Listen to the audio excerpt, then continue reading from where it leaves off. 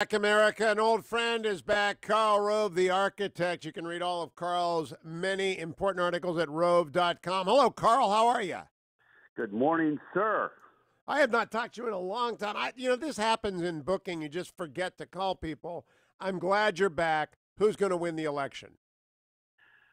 Well, if the election were today, Joe Biden's ahead, but there are 140 some odd days, and my view has been that this thing is going to have lots of twists and turns, and what's really going to matter is the conduct of the candidates each day as they come down the close after the end of the Republican and Democratic conventions in late August.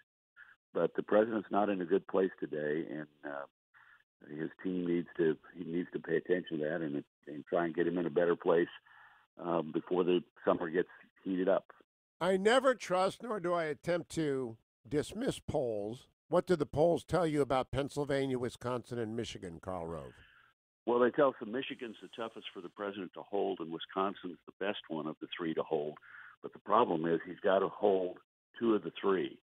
He got 304 electoral votes. If he loses two of the three and loses Maine 2 or Nebraska 2, those are the two states that count their votes by congressional district, Joe Biden will be president. So he's got to win Wisconsin, got to win one of the other two, and I think the best of the two is Pennsylvania. So if you were giving him the 5-minute campaign strategy as of today, would it be spend all your time, resources, energy, and policy on PA and Wisconsin?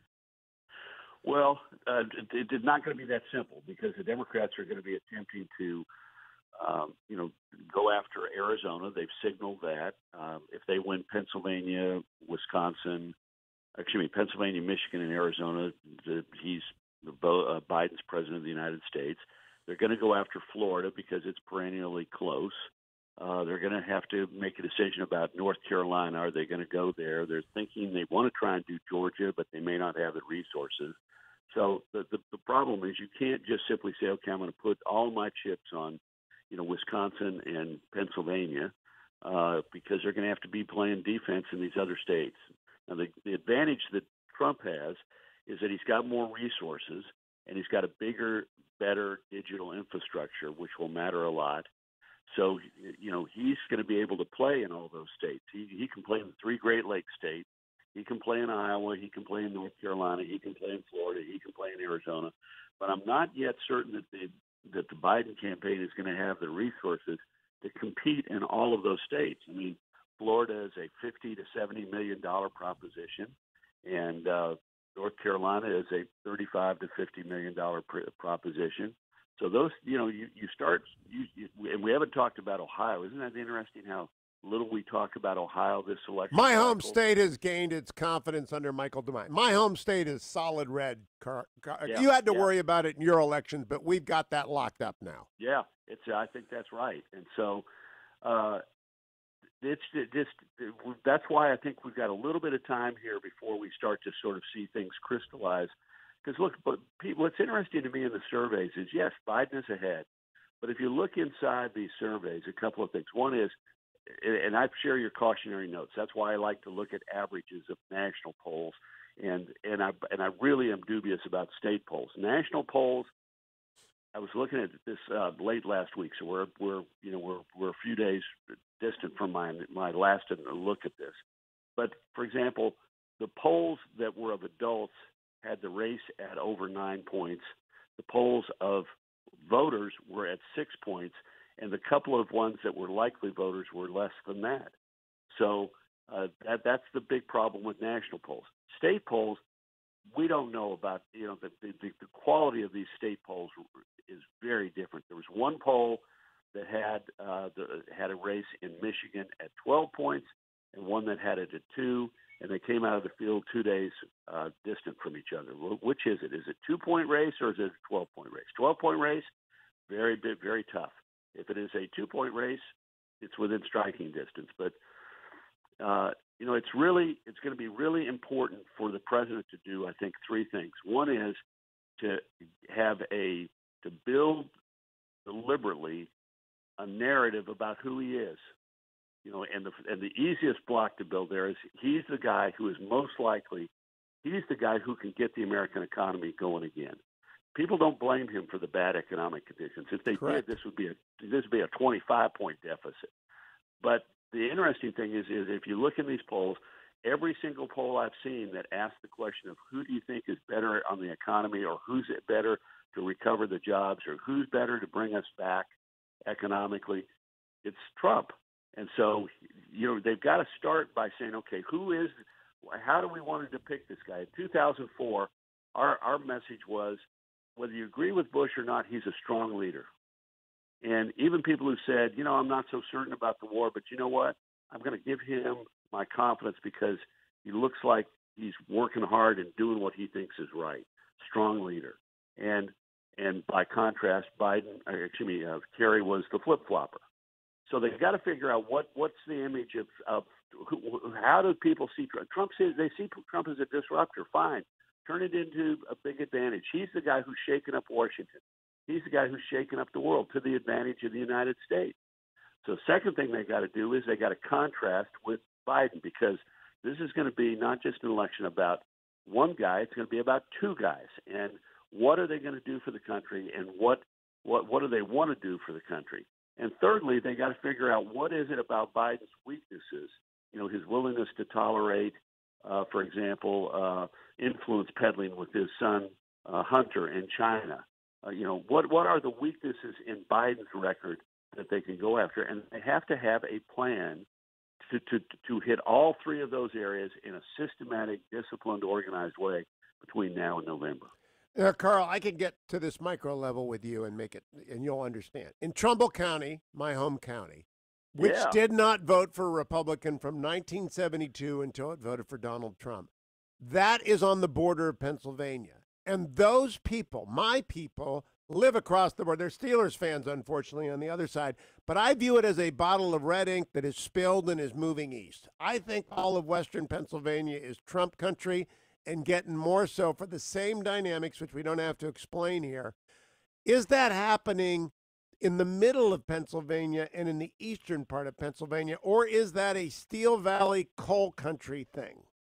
Well, Western Pennsylvania has moved more Republican than central and eastern Pennsylvania. Central Pennsylvania has tended to be more Republican in the past, but it's southeastern Pennsylvania is where Trump needs to firm up. He can get only so many votes by growth in the West. In the very populous, formerly Republican suburbs of southeast Pennsylvania, that's where he's got to trim his losses. You've got to do better there, or at least as good as he did in 2016 in those areas. Because you're right, Western Pennsylvania, just like southeastern Ohio, along the Ohio River, has moved Republican. There are counties there that voted 20% more for Trump than they did for Romney in 2012. I mean, it was an amazing shift. And that's happening, as you say, in Western Pennsylvania as well. What's interesting is part of that is the energy revolution. As you know, the fracking has brought online a lot of natural gas and oil in that part of the world. And people are deciding to build plants to take advantage of the access to particularly natural gas for chemical processing and so forth. And as a result, I mean, you have gigantic facilities being built there, and that means good construction jobs. It means good jobs at the plant. It means, the car dealers now selling more pickup trucks. It means that people are building an addition onto the house. They're sending their kid to college. I mean, it's just the prosperity in Western Pennsylvania because of the energy revolution is just incredible. And that's threatened by Mr. Green New Deal. It's amazing. He has now got it. Biden has appointed a committee of 6 committees to decide what he's going to think about big issues. And one of them on the environment, the co-chairman is AOC.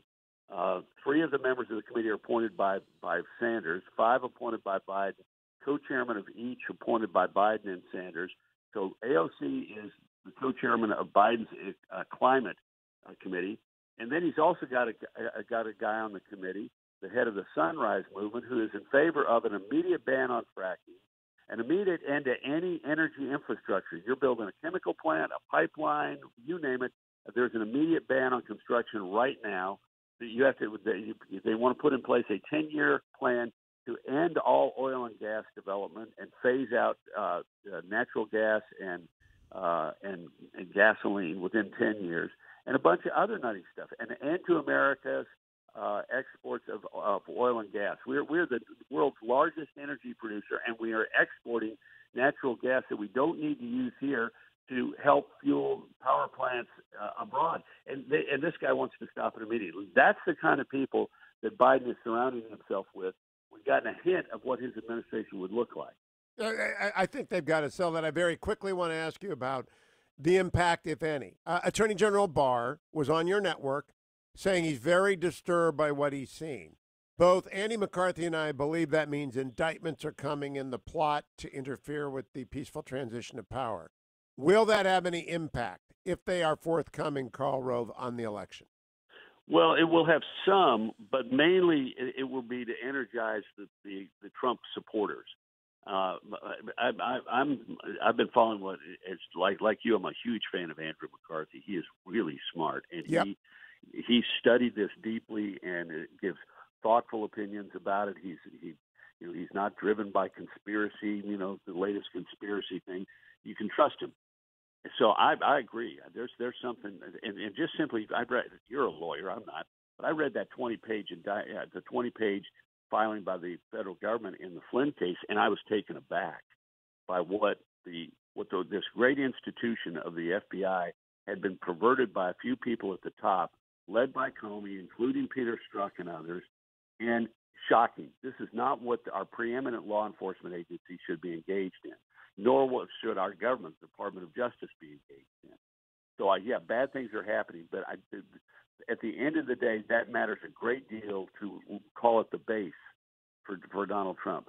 The general election will be settled on people who are not today committed firmly to either candidate, who are up for grabs in the election, and who want to know what's going to happen in the next 4 years. So while it's vital and important for our country that the FBI be cleansed and that people be held to account for bad behavior, I don't think it's going to be the dispositive issue in the election. Karl Rove, it is always great to talk to you. Go to rove.com, America. Read everything Karl writes, because the architect builds true and he builds with truth. Thank you, Karl.